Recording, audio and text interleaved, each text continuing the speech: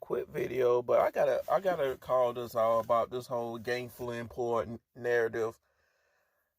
I get what SWP is coming from, but that's not gonna fix the gender problem. Men being gainfully employed, it might help a little bit. It might mean them making the men more tolerable, but that's it. They're just getting tolerated. They're not gonna get appreciated. And I figured that he's assuming that once men become more gainfully employed,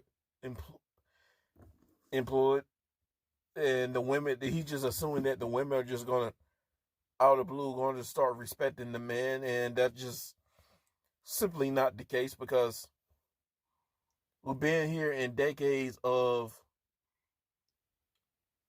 the culture of constantly pushing down at men to the point where people are just too far gone. So that's not going to fix the problem. It's a start. We should be more gainfully employed so we can like afford houses and stuff like that. But that's just one piece of the pie. Gainful employment is just one piece of the pie, and that's one of the reasons why I disagree with SWP on that, because he makes it seem like that's just a silver bullet. And in reality, it's not a silver bullet. That's not gonna make these strads and these rest of these women more respectful. They're already walking around with all this animosity and contempt for men. You having two nickels to rub together, more nickels to rub together, that's not going to just magically change that overnight. And I would have to give credit to Mr. Z, because he does have a point. A lot of these shits they're looking at the man as overgrown guard dogs and walking ATM machines and walking dildos.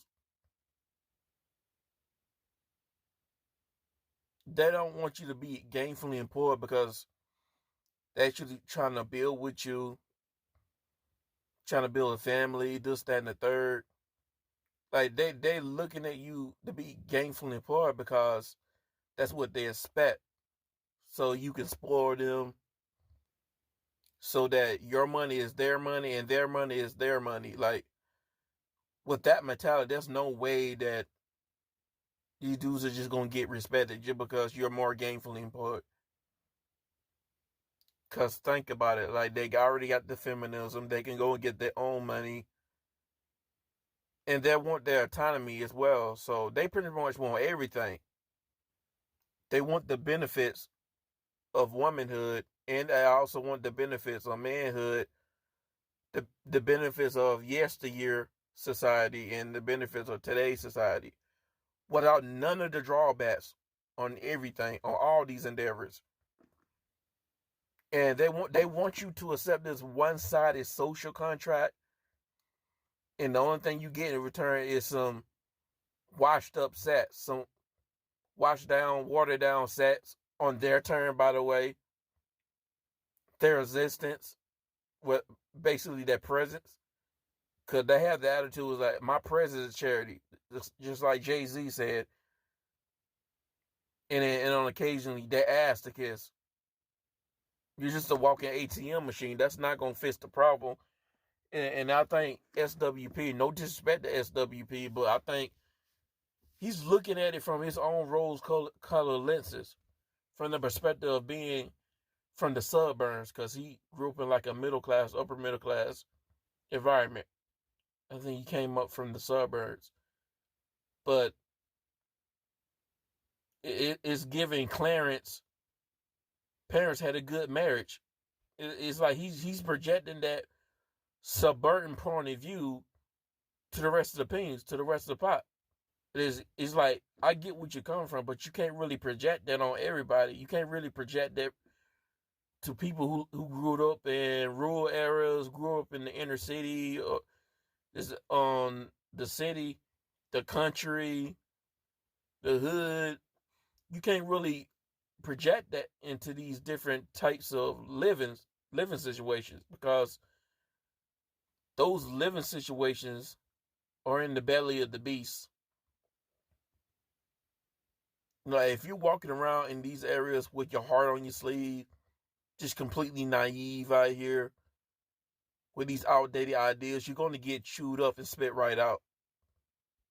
Because being more gainfully employed doesn't equal these modern bimbos wanted to do a fair social contract with you, and they're still talking about down with the patriarchy, and they want all the benefits of today's society, yesterday's society, femininity and masculinity without none of the drawbacks. And they still want to be able to do what the hell they want to do. So that's not going to fix that. And then you have to go into distinctions. Who's actually going to be there for you, or who's just going to be there because you're a simp provider, a beta provider? Because you ain't taking account. Some of these shits, they'll get with you because you can provide. That's that security, and then they'll do a complete 180 on you with these dual main strategies with the men they really want to bust it wide open for. Like some of them resources might go back to the guy she busting it wide open for. And then you better hope them kids are yours. At least, let's say you had 2 kids with her and you're more gainfully employed. You better hope that at least one of them kids yours, or all of them. I mean, how did that work out for Allen Iverson? 20 million plus contract. He came back to the crib, walked in on his girl getting smashed out by his broke cousin. Allen Iverson had the social status, the look, over 6 feet tall, millions of dollars, and that she still did a 180 on him. Same thing with Kevin Garnett. They didn't really end well with Kevin Garnett. I think his shit was cheating on him. B-Dub. That did not work out for Kevin Garnett. Shit, look at Steph Curry. He checked all 10 boxes. The dude, one of the best NBA players in the game in this past decade. Social status. This dude got women throwing their ass at him. Well, his wife still complaining. Obama. How'd that work out for Obama? Damn, Michelle got damn penis envy. No disrespect, but when I hear this argument, this gainful employment argument, when it comes to the whole gender specifically, all I hear is that, hey, I can change them. I can change her. If I just be the man that she wants me to be, then everything will be good. And I honestly think that you got guilt. You got blackmail guilt because you got too much empathy for these women, bro. And I'm not saying that have absolutely zero empathy for them. I'm just saying that you got way too much empathy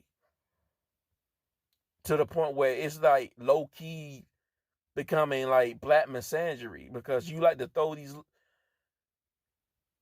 little pop shots at these brothers. Like you like to throw brothers under the bus, especially with this whole colorism argument and stuff like that. It's like brother, you got to give it a rest already. It has nothing to do with colorism, and their complaint about colorism is not because they're trying to take down the white beauty standard, hegemony society, this, that, and the third. They're complaining because they don't like their position in it. So if they was in a better position, they wouldn't be complaining about quote unquote the white beauty standard and the quote unquote hegemony society. They would not be complaining about that. Including other ethnic women, by the way. It's kind of like you claim that you don't want to participate in the gender war topics, but you do. You end up going back to the gender topics. And I get it, because a lot of people in this space, they say, yeah, I'm moving on, and they just come back to it because, hey, you just can't help it. You leave and they just keep calling you back. But still, though, you can't say that, oh, I'm leaving the gender conversation alone, but you come and do these little sneak disses at black men. Like you Drake or Kendrick Lamar. Y'all doing these little sneak disses at each other. You doing these little sneak disses at black men, throwing black men under the bus. So you can't say that you're not participating in a gender war, but yet come and throw black men under the bus when it comes to this whole colorism argument. And you can't say that while you over here talking about colorism, because y'all make it seem like colorism is some separate entity. Colorism is the product and the symptom of white supremacy. But the way y'all say it, it's like it's something separate from it. So if you're talking about white supremacy, you're talking about colorism from a standpoint of white supremacy. Okay, fine. But you're talking about colorism is a way to like guilt trip or make people feel guilty about certain decisions, who they choose to look at, who they choose to desire, who they choose to approach and get with. Like, bro, like that's another form of penis policing. I'm just like over it right now because SWP, he be making these little post tabs. I comment in a couple of them, and when I'll be pushing back against shit, then like some of his simp subscribers try to attack me and shit. I don't know why they single me out, because I don't be the only one in the comment section who be disagreeing with shit. SWB, he made 2 community posts on Austin Holloman. Because Austin Holloman made a bold claim talking about how black American men don't like African women. And there was dudes in the comment section of one of the posts talking about how Austin's full of it, and that's not even true. And then people were calling Austin as being a grifter anyways. And I did too. And then there was another post talking about how Austin claimed that black American men don't like African women. And I commented on that post as well. And I was like, Austin, like, he doesn't really bring up the fact that a lot of those African women are bride worshippers. He's like, a lot of black men wouldn't even be their first choice in the first place. Cause look, SWP, he got like clone subscribers, like subscribers who try to sound like him. Like some of these dudes that they're intellectual, they're not. Y'all going too far with all this penis policing. And to be honest with you, bro, a lot of African women don't really look good. Like the average African woman is not hitting on shit, bro. American B does look better than them. They got them beat, to be honest with you. Now, it's a different story if you're looking at an African woman who's like exceptional, like an 8, 9, 10. Going back to the main topic, this is how I feel about that gainful employees talking point, especially when it comes from SWP's mouth. That's his way of low-key trying to validate females' arguments. It's kind of a way to validate them in some way, claiming that we just broke and dusty to try to validate women's gripes. And I'm saying, like, F all that noise. They don't have a legitimate gripe. They don't.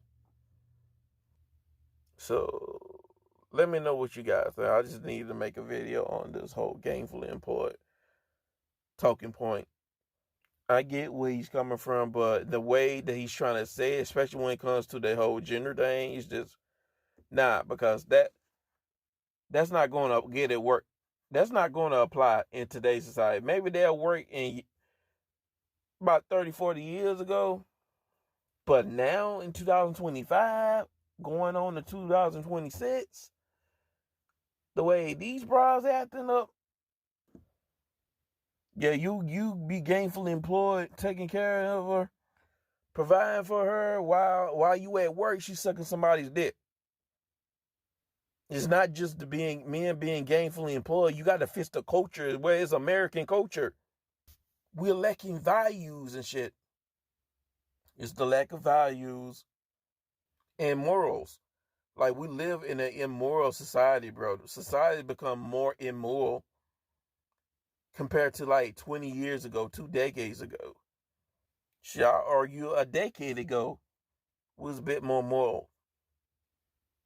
It's cooked out here, man. Let me know what you guys think. And this time, for real, I'm out.